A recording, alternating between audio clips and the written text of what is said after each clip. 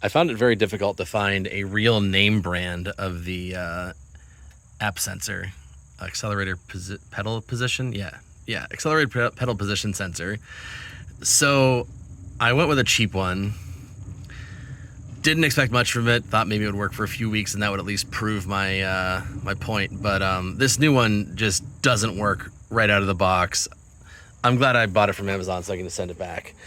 What I did find though is I went onto a forum from a long time ago, and they said to just cut this white spot open, and then you have access to resolder the inside of it.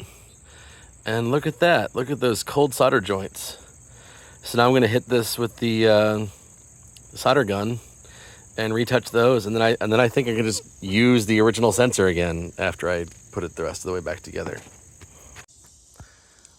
So I globbed a bunch of silicone on here to try and keep the elements out. It's just dielectric grease. It's not like RTV or anything. And now I'm going to put it back on and put it in the car and see what happens.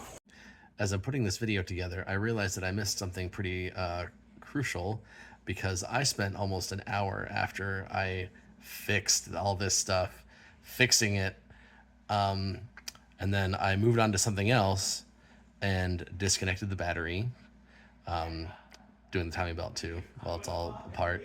I disconnected the battery and then reconnected it, and suddenly everything works. So there's no relearn in the scan tool. There's no info on relearn in the factory service manual whatsoever, but you have to disconnect the battery in order for it to relearn or reset the base voltages, percentages of throttle open, and all that stuff.